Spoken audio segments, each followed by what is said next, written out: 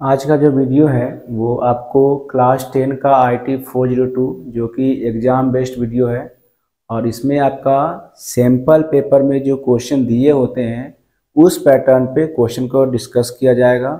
और इसमें जितने भी आपका क्वेश्चन है that is very important for your exam. ठीक है, तो जो आपका सैम्पल पेपर या आने वाले एग्ज़ाम में जो क्वेश्चन होते हैं उसमें जो आपका पैटर्न है क्वेश्चन का या MCQ का या जितने भी आपका उसमें और में क्वेश्चन दिए रहेंगे वो सारे क्वेश्चन को यहाँ 1 बाय 1 डिस्कस किया जाएगा।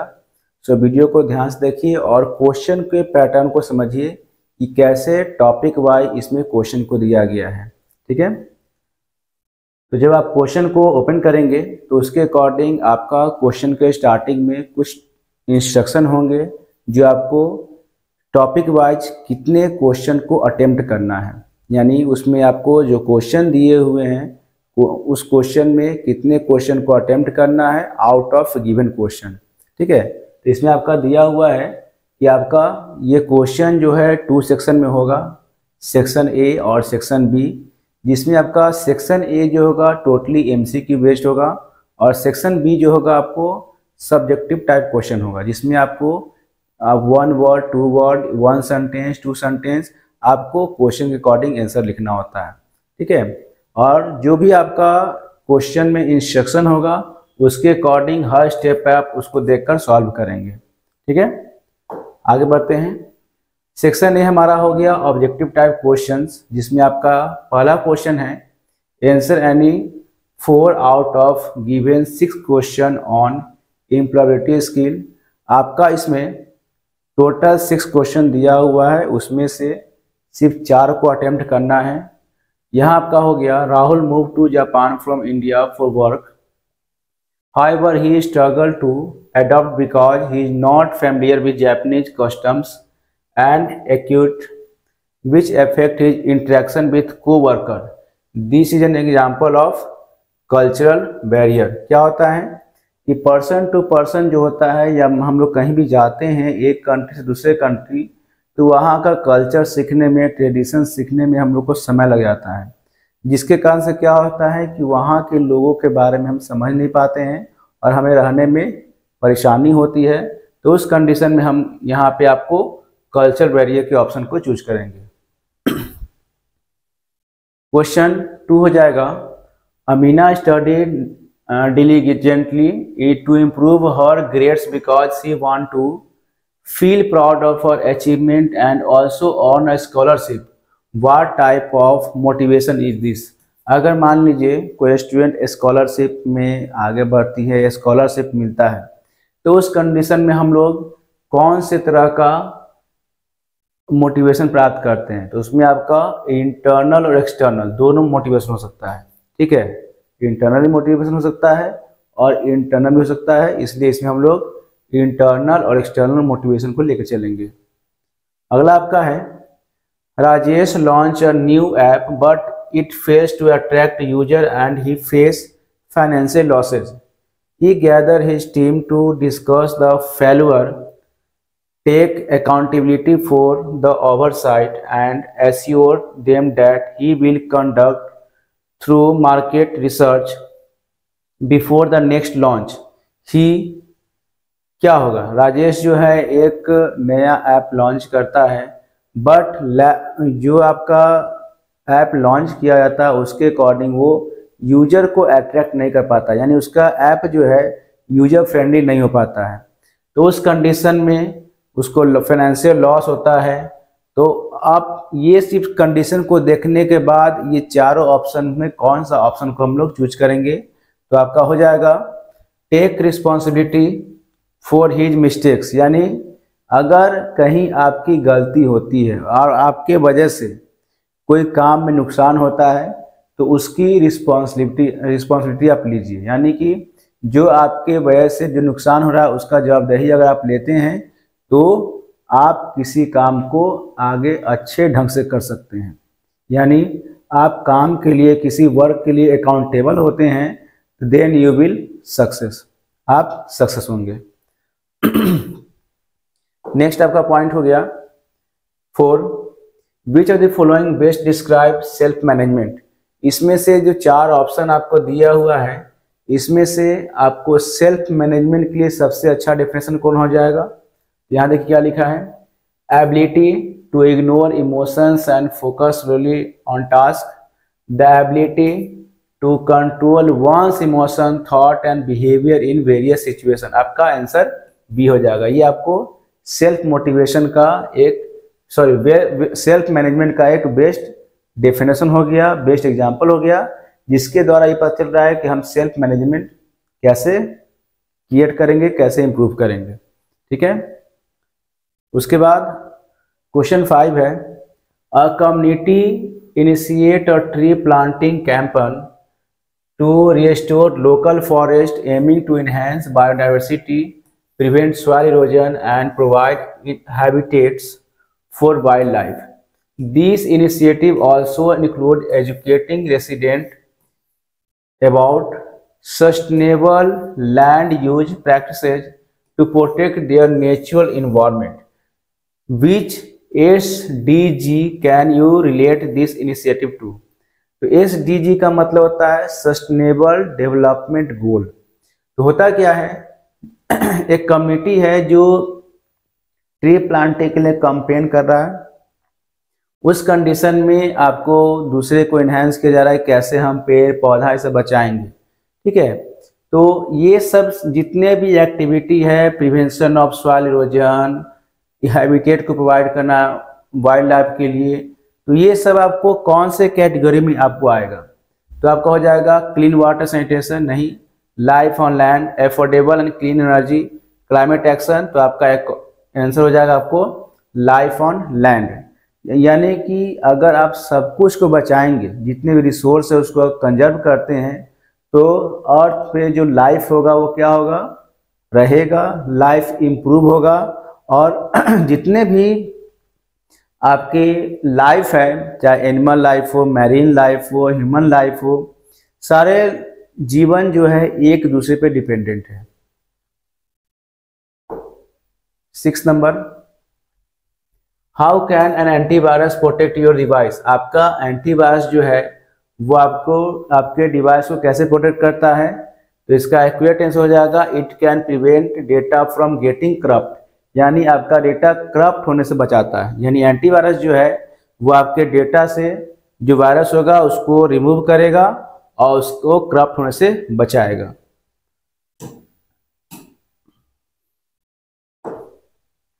अब देखिए क्वेश्चन 2 है, answer any 5 out of 6 question. जितने भी क्वेश्चन आपका 6 क्वेश्चन दिए हुए हैं उसमें से 5 क्वेश्चन का जवाब देना है आपको।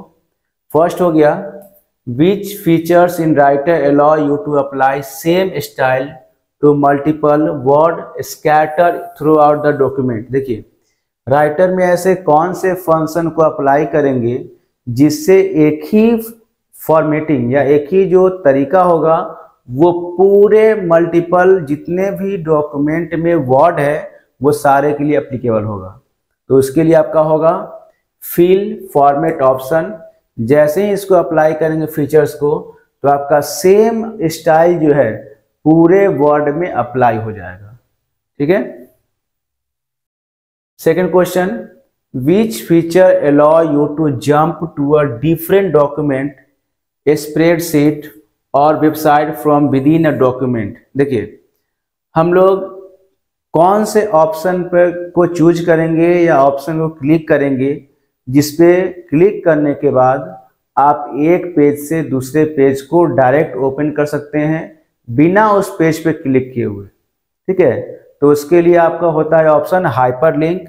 हाइपरलिंक एक ऐसा लिंक होता है जिसपे क्लिक करने के बाद आप डायरेक्टली उस पेज को ओपन कर सकते हैं विद इन अ पेज, या फिर एक एक्स्ट्रा पेज यानी एक्सटर्नल लिंक के अकॉर्डिंग ओपन होगा। क्वेश्चन 3 है, how many level of heading does library office writer support?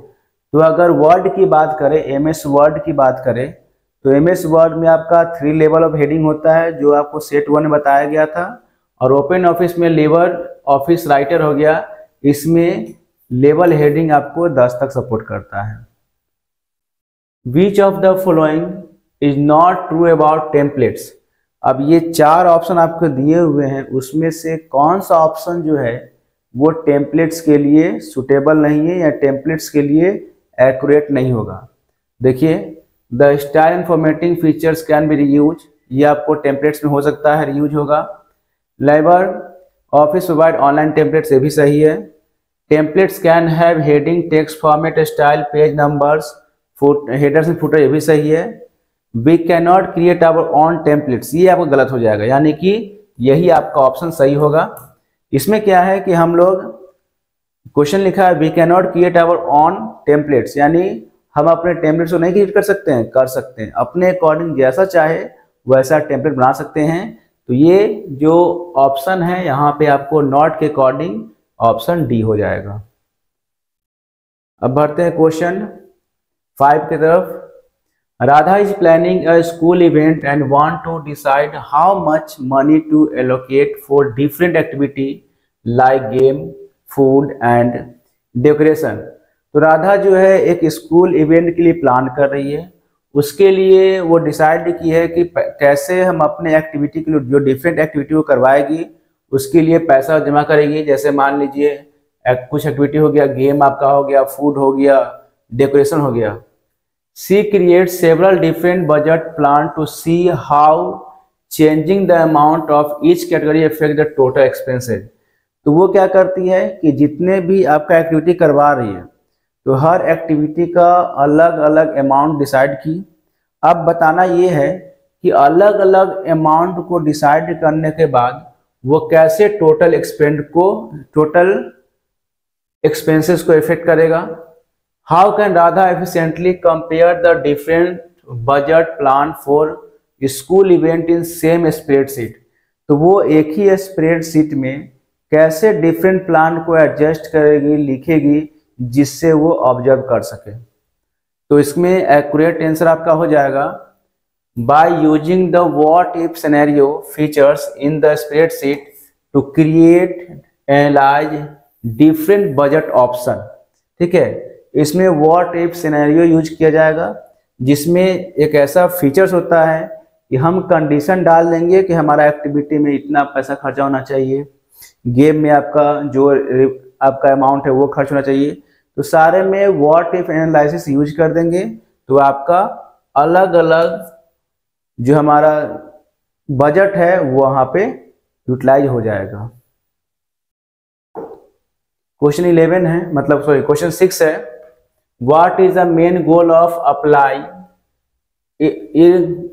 Ergonomic in an office setting. तो इसमें आपका एक्यूरेट आंसर हो जाएगा to ensure easy and safe use of equipment reducing the risk of injuring.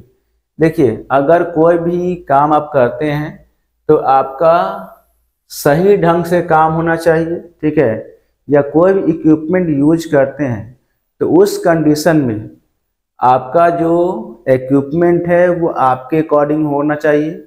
अगर नहीं है तो उसके लिए आप प्रॉपर ट्रेनिंग कीजिए। अगर सेफ यूज करते हैं तो आपका कोई घटना या दुर्घटना होने की संभावना कम हो जाती है। ठीक है, now next question, answer any 5 out of 6 question. The code of macro begin with dash followed by name of macro and and with dash. तो आपका इसका आंसर हो जाएगा सब, यहाँ पे लिखेंगे सब, एंड फॉलोड बाय हो गया इंड सब, ये आपका हो जाएगा इंड सब। ठीक है, what is the benefit of inserting an image as an link in a document. अगर डॉक्यूमेंट में किसी इमेज को इंसर्ट करते हैं तो उसका क्या बेनिफिट होता है। अगर लिंक के थ्रू करते हैं, कोई लिंक डाल दिए इमेज का, तो उससे फायदा क्या होता है। तो it reduce the document size by storing only the reference to the image. देखिए, अगर कोई भी इमेज या कोई भी डॉक्यूमेंट का हम लोग अगर लिंक को कहीं भेजते हैं तो उससे आपको जगह कम लगता है, तो पहला ही ऑप्शन हो जाएगा।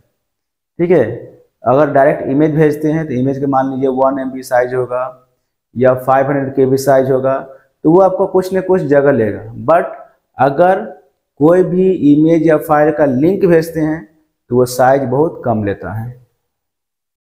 नेक्स्ट आपका हो जाएगा after incorporating the review, Krishna mail the document to his editor with the track changes on. He made certain changes in the document. Pradeep want to compare his original document with review document. ठीक है? What is the first step Krishna should be take to compare his edited document with the original document? कहने का मतलब ये हो गया कि एक इनकॉर्पोरेटिंग रिव्यू के बाद, ठीक है, कृष्णा जो है डॉक्यूमेंट को मेल करता है एडिटर के पास और उसमें ट्रैक चेंज ऑन कर देता है और देखा जाता है कि कुछ उसमें चेंज किया गया। तो अब बताइए ये कृष्णा जो है उस ओरिजिनल इमेज में या ओरिजिनल डॉक्यूमेंट में जो चेंजेज है, पहले जो आपका डॉक्यूमेंट था और जो चेंज हो गया, तो वो दोनों डॉक्यूमेंट को कैसे कंपेयर करेगा, एडिटेड डॉक्यूमेंट और ओरिजिनल डॉक्यूमेंट। मान लीजिए आपने किसी डॉक्यूमेंट को भेजा और किसी ने उसमें करेक्शन कर दिया, एडिट कर दिया और आपके पास ओरिजिनल डॉक्यूमेंट है, ठीक है, या सेव है, तो दोनों डॉक्यूमेंट को कैसे कंपेयर किया जाएगा? तो इसके लिए ऑप्शन होगा select edit track changes compare document option. उसमें एक सेलेक्ट एडिट ऑप्शन पर क्लिक करेंगे, ट्रैक चेंज का ऑप्शन होगा उस पर क्लिक करेंगे और उसमें कंपेयर डॉक्यूमेंट ऑप्शन होगा उस पर क्लिक करेंगे, तो जो जो एडिटिंग हुआ था वो चेंज आपको वहां पे दिखेगा। नेक्स्ट आपका हो जाएगा it allow to placement of image in relation to text. तो आपका हो जाएगा टेक्स्ट रैपिंग। टेक्स्ट रैपिंग से क्या होता है, किसी भी इमेज को कहीं भी किसी भी टेक्स्ट के ऊपर आपका हम लोग प्लेस कर सकते हैं, टेक्स्ट के डाउन प्लेस कर सकते हैं, कहीं भी टेक्स्ट लिखा हो उसमें हम लोग टेक्स्ट रैपिंग की मदद से इमेज को इंसर्ट कर सकते हैं। What is the primary function of the sub total tool in Calc? Calc में सब टोटल ऑप्शन का क्या यूज होता है, क्या उसका फंक्शन है? तो इसका होगा it automatically group data and apply common function like sum and average. तो जो आपका सब टोटल का ऑप्शन होता है वो जितने डेटा रहेंगे उसको ग्रुप करेगा और ग्रुप करने के बाद उसका टोटल और एवरेज निकाल सकता है, सम निकाल सकता है।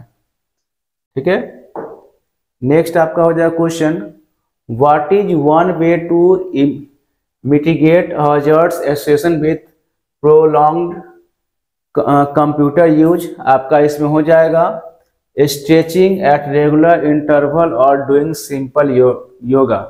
अगर मान लीजिए बहुत देर आप कंप्यूटर यूज करते हैं या लगातार कंप्यूटर यूज कर रहे, मोबाइल देख रहे हैं, तो उस कंडीशन में आपको इम्प्रूव होने के लिए क्या चाहिए, आप थोड़ा सा वॉकिंग कीजिए, ठीक है, या अपना जो भी रूटीन है उसको थोड़ा सा इम्प्रूव कीजिए, थोड़ा टहल लीजिए। इससे क्या होगा कि आपका जो शरीर है आपके अकॉर्डिंग काम करेगा। अदरवाइज अगर किसी भी चीज़ में अगर ज़्यादा समय देते हैं तो आपका मेंटल और फिजिकल स्ट्रेस जो होता है वो बढ़ता है। तो उसके according stretching at regular interval और डूइंग सिंपल योगा, अगर कंप्यूटर यूज करते हैं बहुत देर तक, बहुत समय लंबा समय उस पर वर्क कर रहे हैं, तो उस कंडीशन में हमें कोई नॉर्मल सा एक्सरसाइज करना चाहिए जिससे हमारे बॉडी पे इफेक्ट नहीं पड़ेगा। नेक्स्ट आपका हो जाएगा answer any 5 out of 6 question.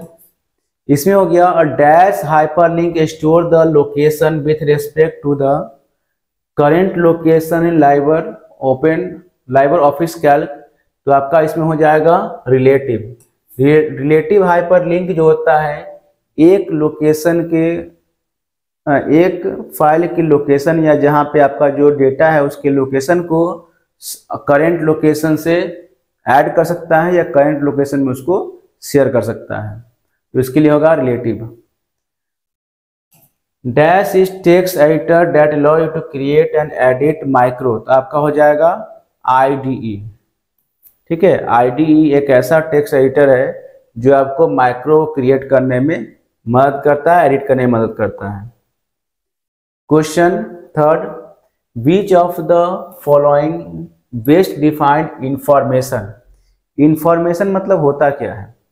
Data हो गया अनप्रोसेस रॉ फैक्ट, जो हम कंप्यूटर में डालते हैं दैट इज कॉल्ड डेटा, और जो कंप्यूटर से आपको ऑर्गेनाइज फॉर्म में आएगा वो आपको इन्फॉर्मेशन कहलाएगा।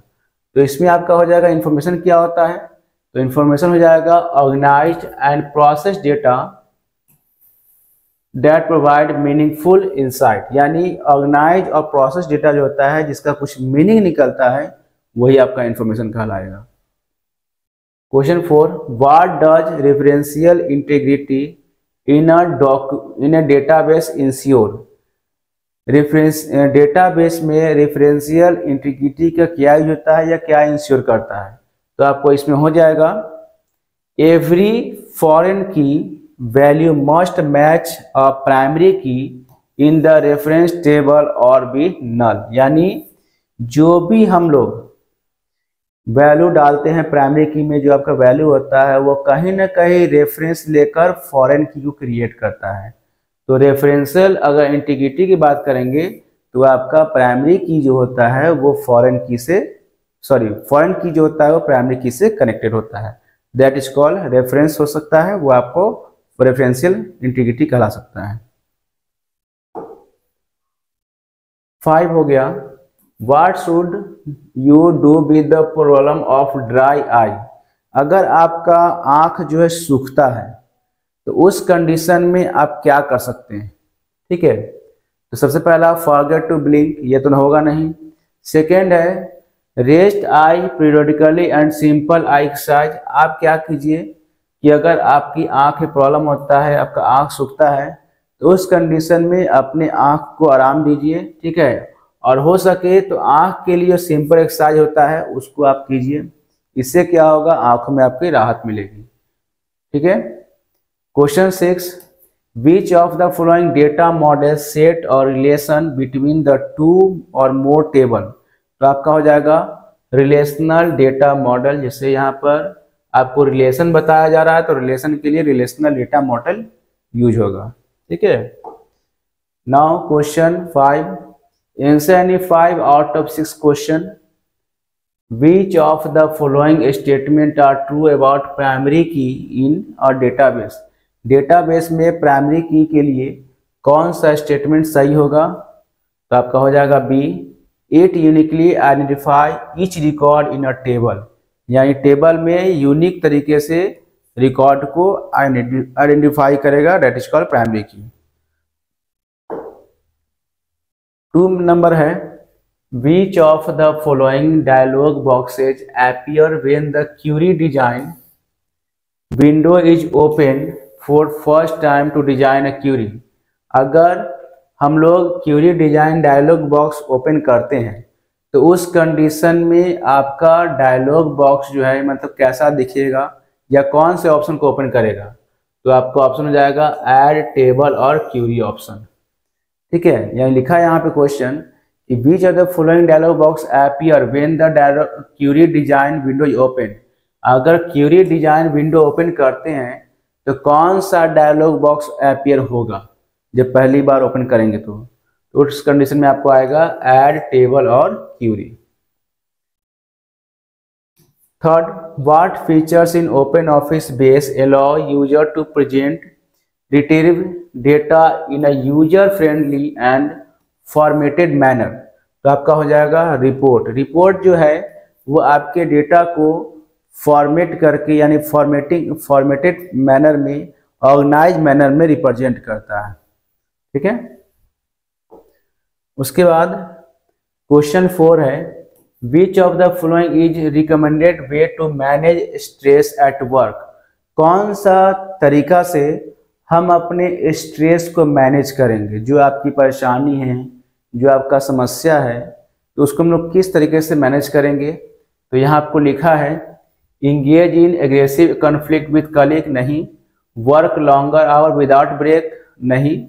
Seek conflict resolution strategy with colleague. उसके बाद avoid hobbies that promote relaxation.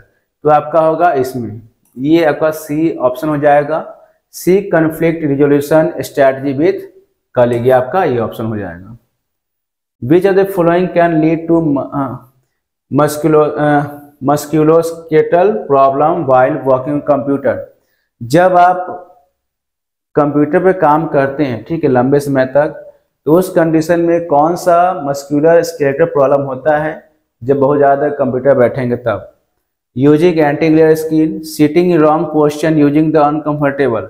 जब आप कंप्यूटर के पास बैठेंगे तो उस कंडीशन में अगर आप सही ढंग से नहीं बैठे, आपका पोस्चर जो है बैठने का सही नहीं है, तो उस कंडीशन में आपको मसल्स में, स्केलेटल में, आपका बॉडी में पेन होगा, दर्द होगा। तो उसके अकॉर्डिंग आपका आंसर बी जो होगा वो सही आंसर होगा। ठीक है, ये क्वेश्चन के अकॉर्डिंग। क्वेश्चन 6 है, in a situation where a small fire break out in office, what should use to address the emergency. अगर मान लीजिए कि अगर जिस ऑफिस में आप काम कर रहे हैं उसमें आग लगता है किसी कारणवश, तो आप कौन से ऑप्शन को अप्लाई करेंगे? ब्लैंकेट और फायर एक्सटिंग्विशर और टॉवेल और बेकिंग सोडा। तो अगर आपके कंपनी में, ऑफिस में फायर एक्सटिंग्विशर है तो आप उसको यूज करेंगे। ठीक है, ये आपका हो गया। अब आपका सेक्शन 20 शुरू होता है, सब्जेक्टिव टाइप क्वेश्चन। इसमें आपका जो क्वेश्चन दिए हुए हैं, ठीक है, आपका 5 क्वेश्चन है टोटल, जिसमें से 3 का जवाब देना है। ठीक है, during a team meeting Sarah explaining a complex project idea to her colleague. She speaks too quickly, uses jargon and doesn't pause for question. As a result, her team seems confused and project isn't fully understood. देखिए, एक team meeting के दौरान जो है सारा जो है आप एक प्रोजेक्ट के बारे में बात कर रहा है। ठीक है, उस कंडीशन में वो जो प्रोजेक्ट के बारे में समझाना है उस वर्ड को बहुत तेजी में समझा रहा है। अब तेजी में समझाने की वजह से क्या हो रहा है, जो कलीग है उसका, जो उसका टीम मेंबर है, उसको समझ में बात नहीं आया।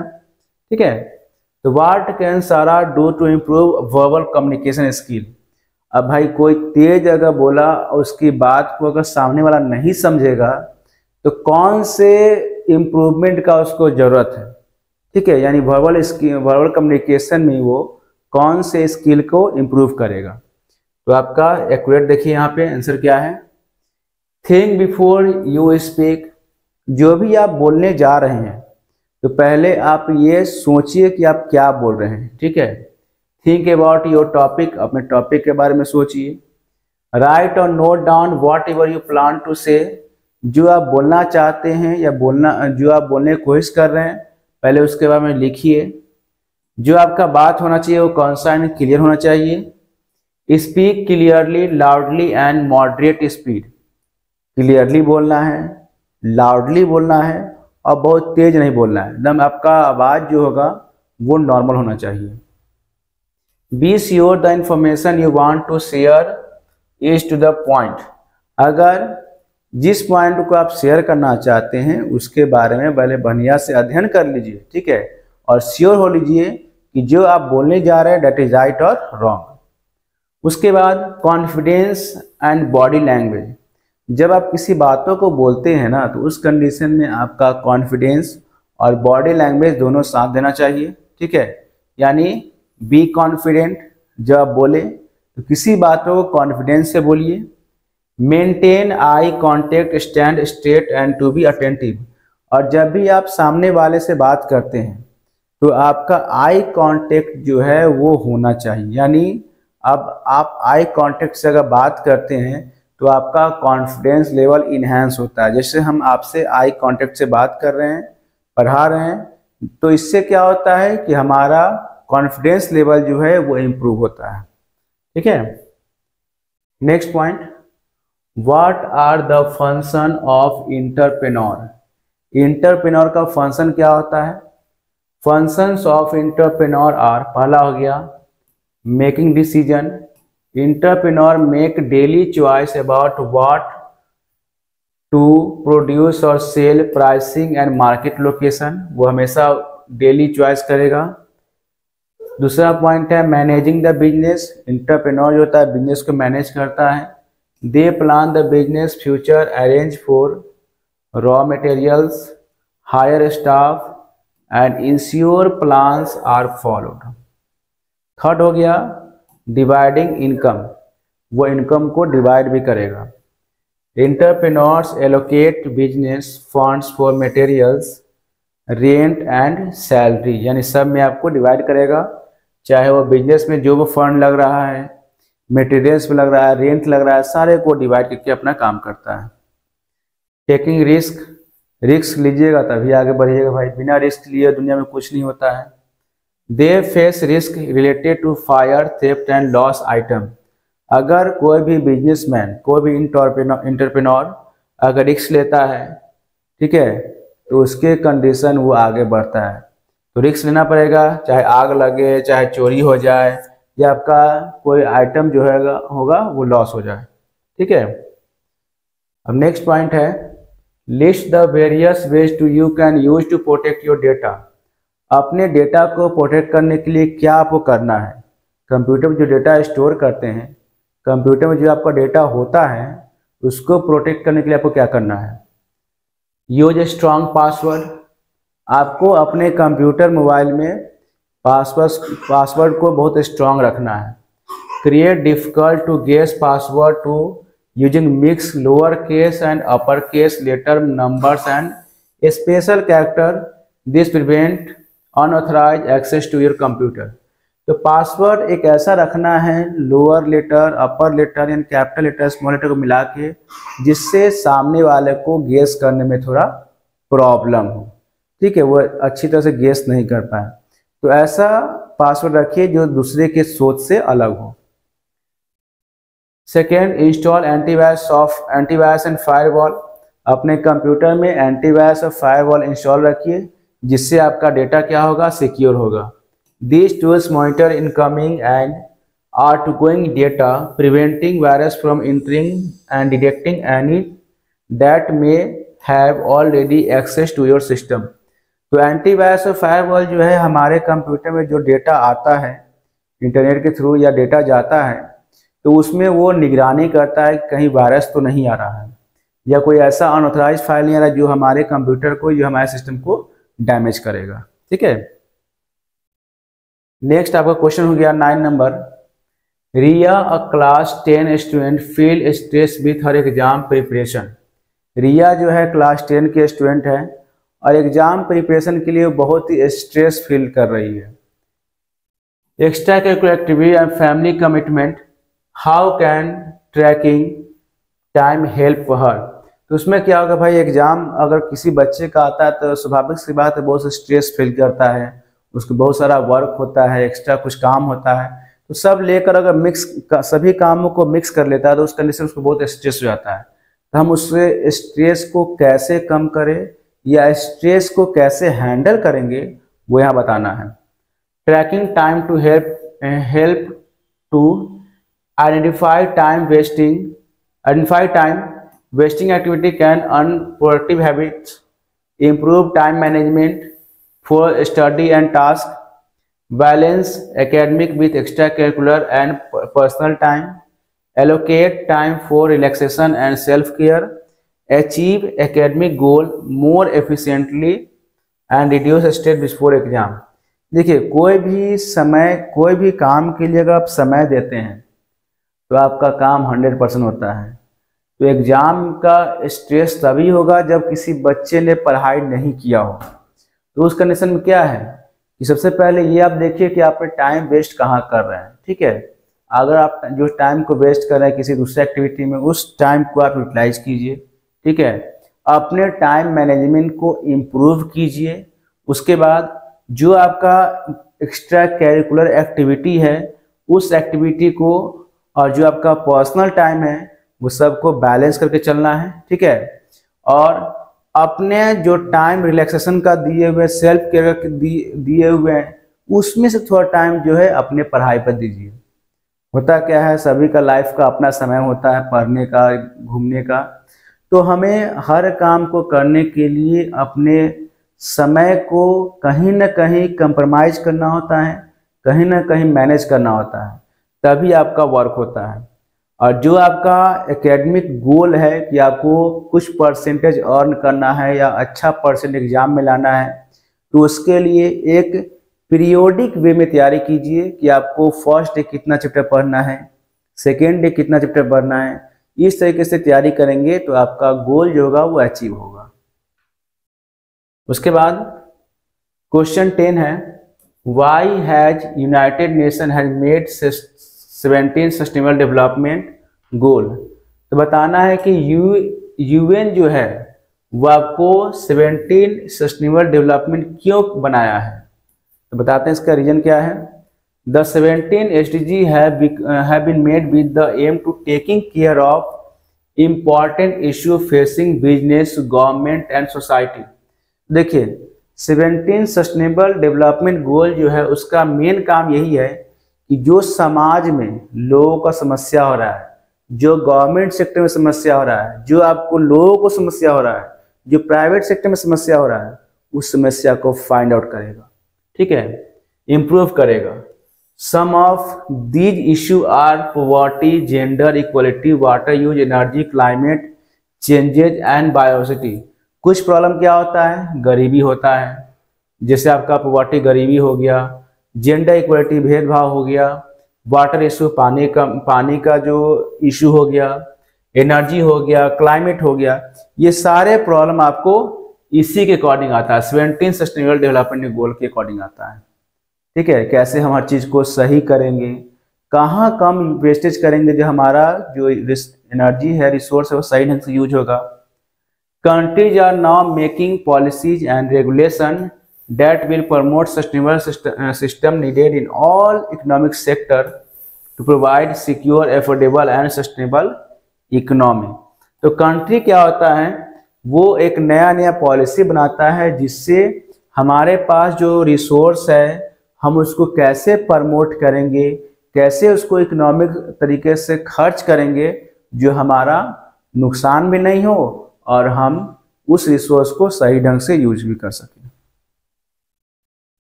अब क्वेश्चन आपका 11 है, यह आपका इसमें 6 क्वेश्चन दिया हुआ रहेगा जिसमें 4 का आपको जवाब देना है, ठीक है।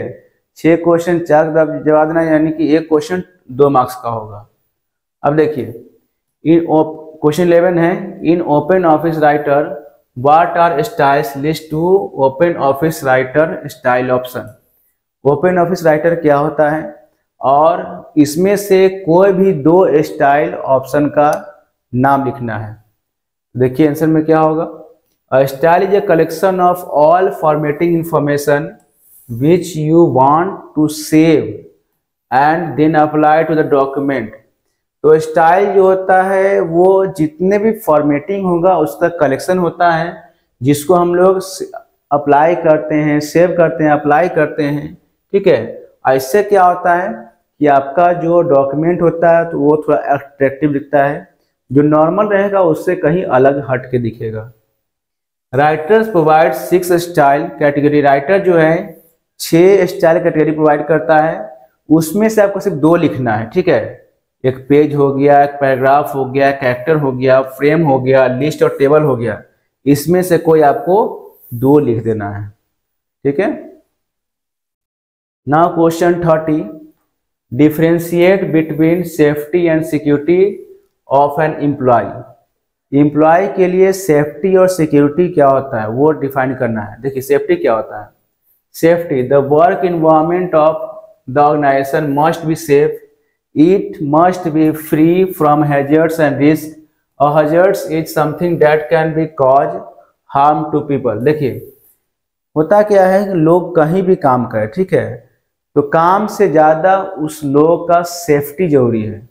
अगर लोग सेफ रहेंगे तो काम ज़्यादा होगा, अगर सेफ नहीं रहेंगे तो उसके मन में हमेशा एक डाउट बना रहेगा कि हम जो काम कर रहे हैं वो काम करते करते कहीं हमें कोई नुकसान न हो जाए। तो उस कंडीशन में रिस्क से फ्री रहने के लिए आपका जो सेफ्टी है वो बहुत ज़रूरी है, जिससे पीपल का कोई नुकसान नहीं पहुँचे। सिक्योरिटी क्या होता है, every employ working in organisation must be feel that they are secure in the company campus. Security is a kind of freedom from any potential harm. तो देखिए सिक्योरिटी क्या होता है, कोई भी लोग अगर ऑर्गेनाइजेशन में काम करता है तो उस कंडीशन में उसको सिक्योरिटी चाहिए। उसके मन में ये कभी नहीं रहना चाहिए कि हम कहीं काम कर रहे हैं, कल हम वहाँ काम करेंगे या नहीं करेंगे, कहीं हमारा बॉस हमें निकाल तो नहीं देगा। तो इस कंडीशन में जो भी लोग जहाँ काम करते हैं तो उसको सिक्योरिटी होना बहुत ज़रूरी है। जस्ट लाइक जैसे मान लीजिए कोई प्राइवेट सेक्टर में वर्क कर रहे हैं, ठीक है, तो प्राइवेट सेक्टर में क्या होता है कि लोगों को हमेशा एक मन में एक डर बना होता है कि आज हम यहाँ जॉब कर रहे हैं, हमारे मालिक मुझे बुला रहे हैं, कल को मुझे बुलाएंगे या नहीं बुलाएंगे। तो ये एक सिक्योरिटी होना बहुत जरूरी है, ठीक है। Security ensure the safety of people working in the organisation. This include various security such as personal safety, computer system safety, electrical safety, transport safety and other equipment safety. तो सेफ्टी में क्या होता है, आपका जो लोग जहां काम करे वो सेफ्टी हो गया। मान लीजिए जिस जगह पे काम करे उस जगह के लिए सेफ्टी हो जाएगा। कंप्यूटर पे काम करे तो कंप्यूटर के लिए सेफ्टी हो जाएगा। इलेक्ट्रिक के लिए काम करे तो इलेक्ट्रिकल सेफ्टी हो जाएगा। तो ये सब कंडीशन जो है आपको सेफ होना चाहिए, सिक्योर होना चाहिए। अगला क्वेश्चन में आते हैं, आपका 13 नंबर क्वेश्चन है, what are the benefits of sharing a spreadsheet. Spreadsheet को शेयर करने का बेनिफिट्स क्या क्या होता है। देखिए, a shared spreadsheet is a same sheet that can be access by more than one user and can be allow them to make changes on it. It save the trouble to keeping track of multiple copy of the same spreadsheet. Sharing allow working in collaboration so that everyone can contribute, make changes and view it। देखिए, share करने से क्या होता है, share करने से आपका जो गलती है वो दूसरे को दिखेगा। और हम जिस चीज़ को बताते हैं, जैसे मान लीजिए हम यहाँ पे स्प्रेडशीट में कोई कंटेंट बनाए और वो कंटेंट दूसरे को शेयर किए, इसका मतलब क्या हो गया कि उस कंटेंट में जो एरर होगा, जो गलत होगा, जो भी कंटेंट लिखा हुआ है वो उसको चेंज कर सकता है। यानी एक ही वर्कशीट को डिफरेंट प्लेस पे ओपन करके देखा जा सकता है with the help of sharing, और इससे आपका काम जो होता है वो आसान हो जाता है।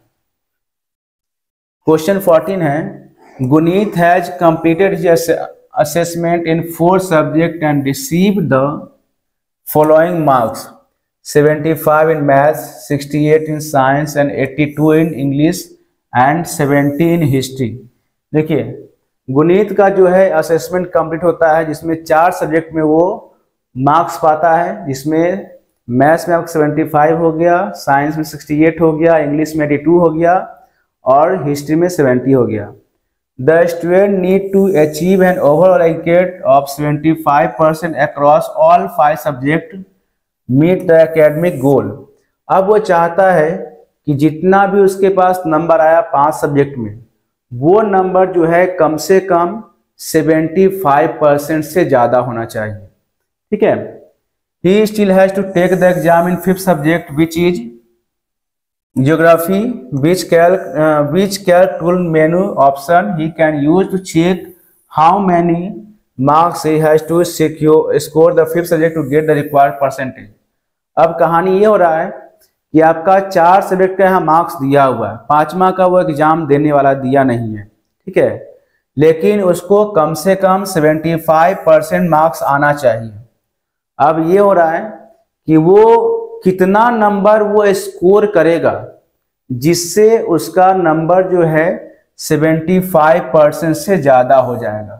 यानी आपका इसमें दिया हुआ है 68, 75 दिया हुआ है, 68 दिया हुआ है, 82 दिया हुआ है और 70 दिया हुआ है। ये 4 सब्जेक्ट आपको दिया हुआ है और 5वां सब्जेक्ट जो है आपका दिया हुआ है यहाँ पे ज्योग्राफी, वो उसमें कितना नंबर स्कोर करेगा जो उसको 75% से ज़्यादा हो जाएगा। तो उस कंडीशन में वो कौन से ऑप्शन को अप्लाई करेगा स्प्रेडशीट में जिसको वो उसका मार्क्स पता चल जाए, तो वो आपका आंसर हो जाएगा टूल्स गोल सीक। यानी गोल सीक एक ऐसा फीचर्स होता है जिसमें आपको रिक्वायरमेंट को लिख देना है, और रिक्वायरमेंट जैसे लिख दीजिएगा तो आपको ये पता चल जाएगा कि हमें कितना नंबर लाएंगे या हम कितना नंबर स्कोर करेंगे जो हम 75% से ज़्यादा हो जाएगा। ठीक है, अब आपका क्वेश्चन 15 हो गया। In a database why is it important to create relationship between the table. Database में टेबल के बीच में रिलेशनशिप क्यों बनाना जरूरी होता है? क्योंकि while working with multiple table you need to check the redundancy and inconsistency of data. The record for particular entity should neither be repeated or nor different data values should be appear for single entity in database.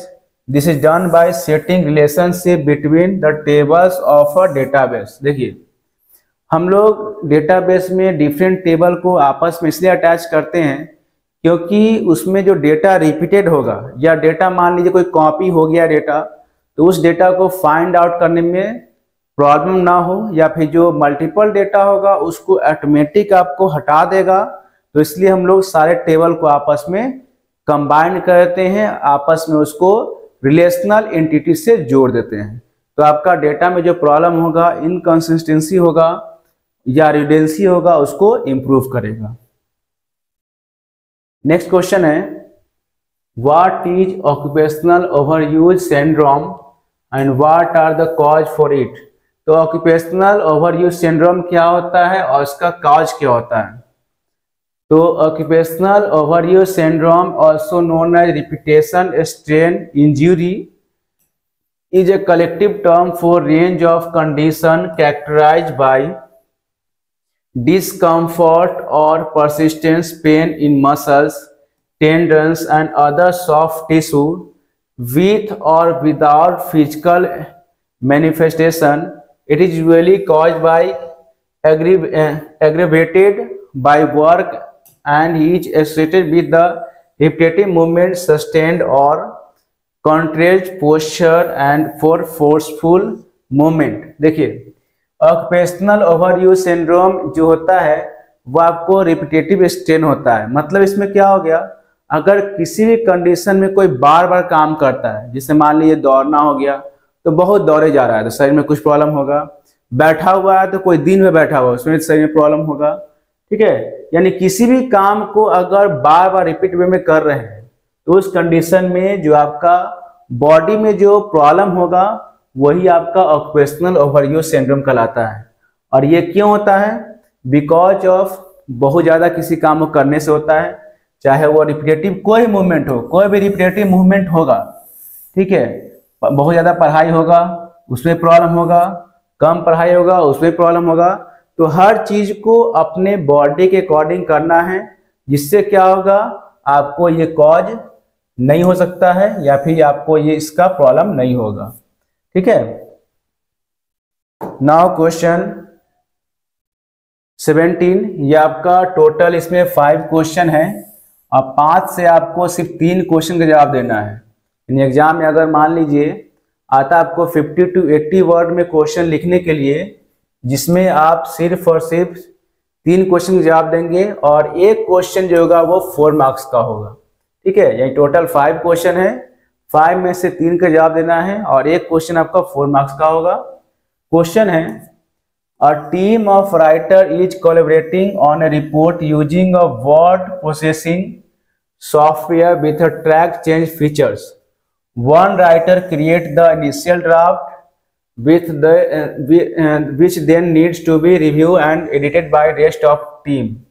देखिए इसमें क्या है, एक team writer है जो एक word processing में report को कैलिब्रेट कर रहा है। कैलिब्रेट मतलब होता है एक ही रिपोर्ट को 3-4 आदमी मिल के जो करेगा।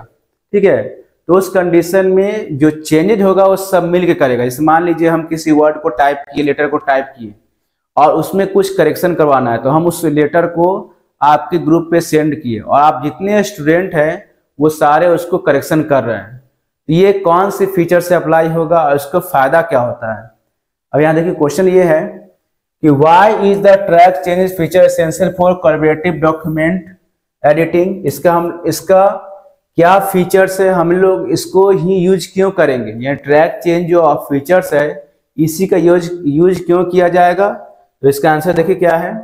इसका आंसर ये है कि track change is powerful tool that make the process of commenting, editing and reviewing and document easily between multiple user. तो देखिए ट्रैक चेंज एक ऐसा पावरफुल टूल होता है जिसके माध्यम से एक ही बार में डॉक्यूमेंट को हर जगह ओपन करके उसमें करेक्शन कर सकते हैं।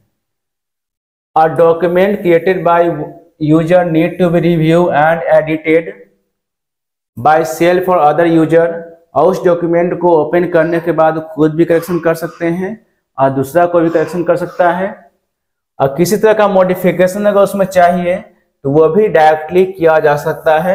ठीक है, the original document might get lost, instead the track change features of writer offer alternative method of keep a record all the changes made in the original document.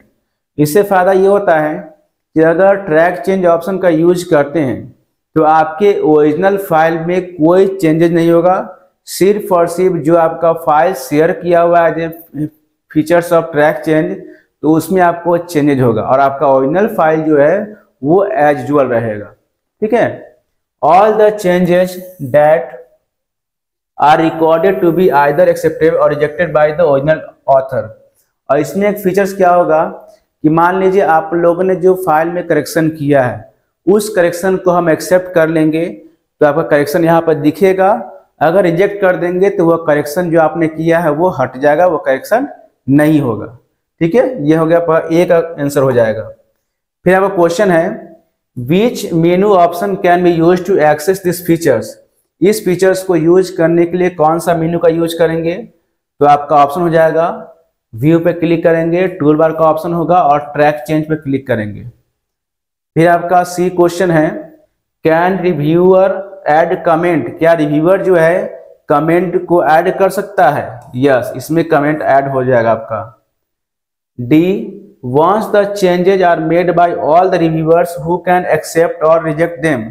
अगर एक बार जो है कमेंट को उसमें ऐड कर दिया जाए, ठीक है, या कोई चेंज को उसमें अप्लाई कर दिया जाए तो क्या वो एक्सेप्ट होगा या नहीं होगा, रिजेक्ट होगा या एक्सेप्ट होगा, तो ये डिपेंड करता है आपको ओरिजिनल ऑथर पे, यानी जिसका वो फाइल है। अगर वो एक्सेप्ट करेगा तो आपका चेंजेज अप्लाई होगा, नहीं करेगा तो अप्लाई नहीं होगा। अब देखिए क्वेश्चन 18 है A class 10 student is participating in a school competition where they need to analyze the performance of different sports team based on match score and statistics। एक क्लास 10 स्टूडेंट है जो पार्टिसिपेट कर रहा है स्कूल कंपटीशन में, जहां पे उसके परफॉर्मेंस को हर एक गेम में एनालाइज किया जा रहा है। ठीक है, स्पोर्ट्स हो गया, स्कोर हो गया, और भी उसका जो गेम है उसमें एनालाइज किया जा रहा है। The student had collected data over the several matches and need calculate average, determine ranking and generate chart for the presentation। तो जो उसका मार्क्स आता है, स्कोर आता है, उसके अकॉर्डिंग उसके मार्क्स को कैलकुलेट करने के बाद एवरेज निकाला जाता है, रैंक निकाला जाता है और उसके मार्क्स का एक चार्ट को जनरेट किया जाता है। क्वेश्चन ये हो जाएगा इस सेंटेंस के according what are micro and Calc helpful to him.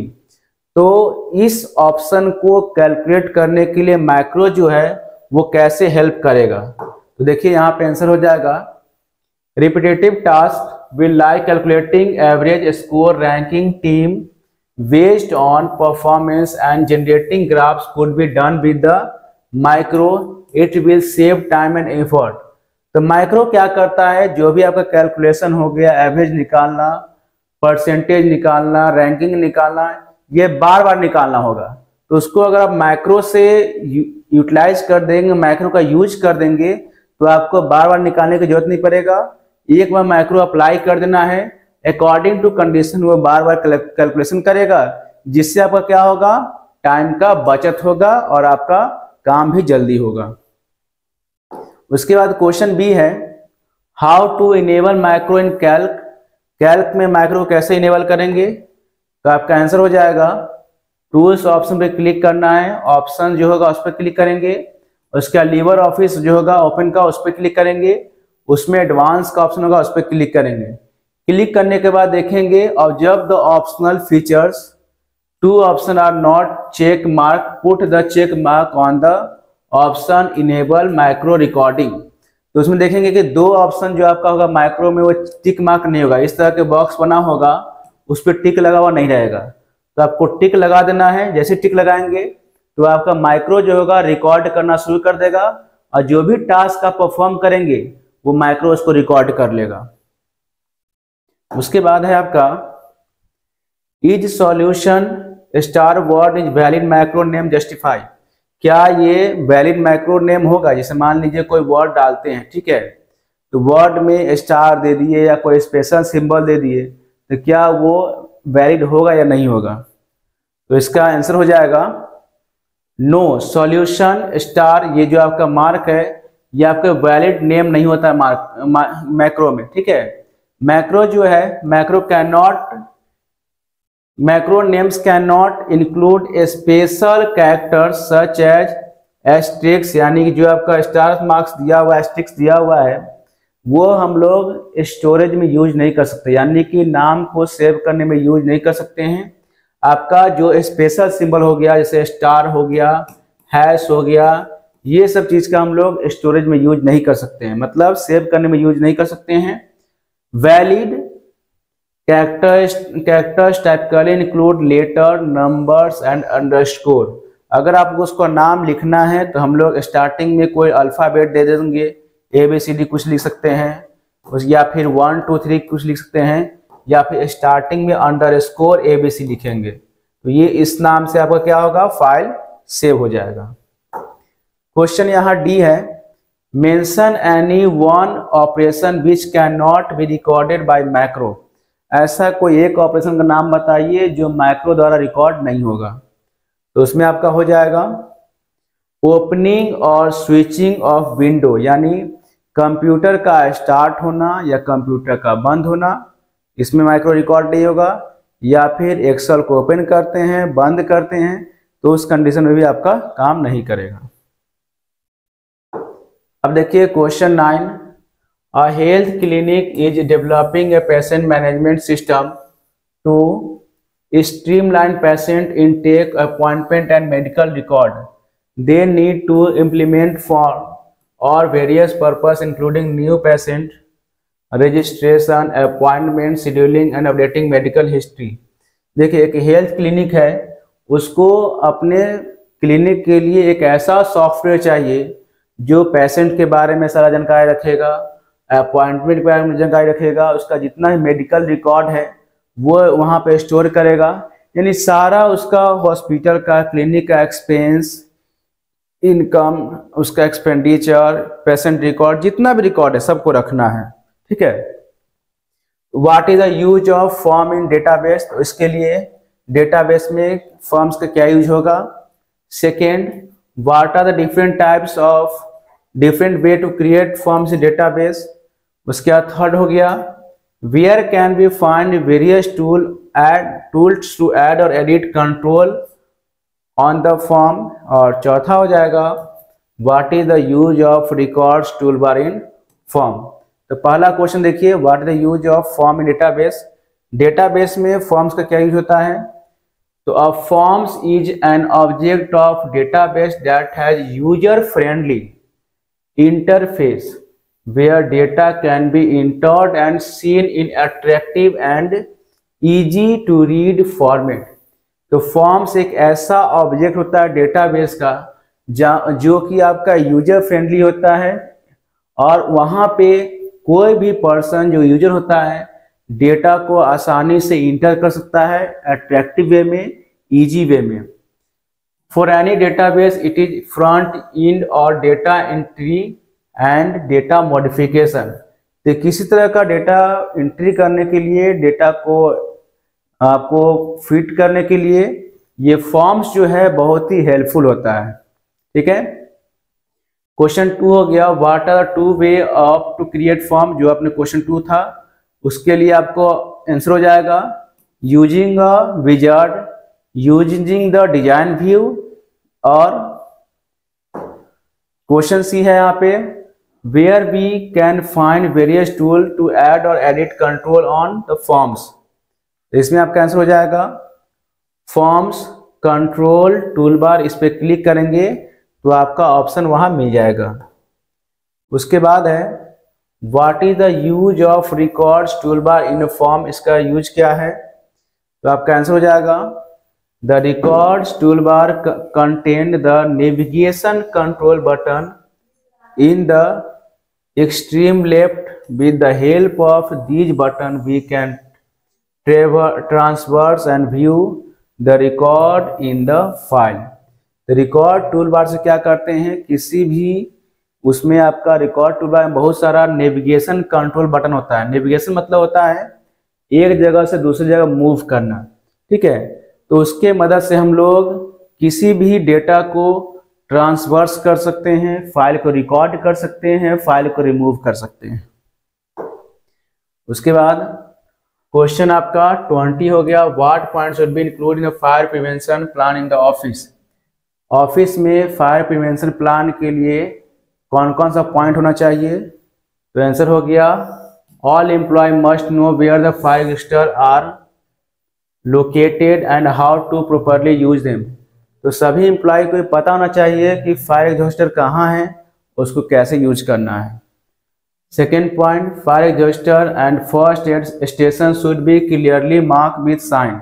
तो फायर स्टेशन फायर एक्सटिंग्विशर जो होता है या फर्स्ट एड स्टेशन जो होता है वो क्लियरली मार्क होना चाहिए, उसमें साइन होना चाहिए कि कौन सा फायर एक्सटिंग्विशर है, कौन सा फर्स्ट एड बॉक्स है जिसको एम्प्लॉय जो है यूज करेगा।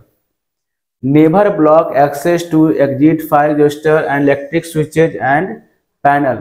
कभी भी किसी भी तरह के रास्ता को बंद नहीं रखना है। जैसे अगर घर होता है या कोई भी ऑफिस होता है तो वहाँ पे 2 वे एंट्री 2 वे एग्जिट होना चाहिए, यानी कि आने का रास्ता अलग होना चाहिए और जाने का रास्ता अलग होना चाहिए, या फिर इमरजेंसी एग्जिट और एंट्री होना चाहिए, जिसमें क्या होगा कि आप इमरजेंसी के समय बाहर निकल सकें। उसके बाद डू नॉट ब्लॉक और stack material against the door which would be prevent them from operating properly event of fire. और किसी भी दरवाजा को जाम नहीं रखना चाहिए। जाम इन सेंस कहने का मतलब ये हो गया कि जो आपका घर है, ऑफिस है, बिल्डिंग है, तो अगर एक दरवाजा आपका फंक्शन में है और दूसरे दरवाजा को किसी सामान से जाम किए हुए हैं तो इमरजेंसी के समय में आपका वो जो है एक घटना का कारण बन सकता है। और एक पॉइंट हो गया, do not use flammable material near electrical panels, switches, lift, truck और एनी इलेक्ट्रिकल इक्विपमेंट। और कोई भी इनफ्लेमेबल मटेरियल नहीं रखना है, यानी कि मान लीजिए कोई भी आपका ऐसा चीज जिसको आसानी से आग पकड़ सके, वैसा चीज आपको पैनल के पास, यानी कि जो आपका इलेक्ट्रिक पैनल है वहां नहीं रखना है, या गैस सिलेंडर है या ऐसा चीज जहां पे आग जल्दी पकड़ ले, वहां पे किसी भी तरह का जलने का सामान को नहीं रखना चाहिए। अब आपका हो गया last question, your cousin run a small book store and want to maintain a inventory of book. He need to record information such as book titles, authors, ISBN, publication date, price and stock level. However, he is not familiar with database management system. Explain the following concept to help him to understand DBMS. देखिए, अब cousin जो है एक छोटा सा book store run करता है, दुकान चलाता है, बट उसको आपको डेटाबेस का आइडिया नहीं है। लेकिन उसको क्या काम है, जितने भी बुक का रिकॉर्ड हो गया, पब्लिकेशन डेट हो गया, बुक का नाम हो गया, सारी डिटेल्स को मेंटेन करना है। तो वो क्या करेगा, तो उसके लिए वो डेटाबेस का यूज करना है उसको। तो डेटाबेस होता क्या है वो डिफाइन करेंगे। What are the advantage of using database. Database को यूज करने का एडवांटेज क्या होता है। Name a 2 database program that can be used to create a table and store the data according to his requirement. कोई 2 database का नाम बताना है जो टेबल को क्रिएट करेगा और डेटा को स्टोर करने का काम करेगा। और चौथा हो गया, which field can be set as a primary key. कौन से फील्ड को प्राइमरी की के अकॉर्डिंग सेट करेंगे। तो इसका आंसर हो जाएगा, देखिए, a database management system is a software that help us user create, manage and manipulate database. It allow for efficient data storage, retrieval and organization। तो डेटाबेस मैनेजमेंट सिस्टम एक ऐसा software होता है जिसके मदद से यूजर किसी डेटा को क्रिएट कर सकता है, मैनेज कर सकता है, मैनिपुलेट कर सकता है, और ये एक ऐसा एफिशिएंट वे होता है डेटा को स्टोर करने का जिससे हम लोग फ्यूचर में यूज कर सके, ऑर्गेनाइजेशन के लिए आपका हेल्पफुल बना सके। एडवांटेज में क्या होता है?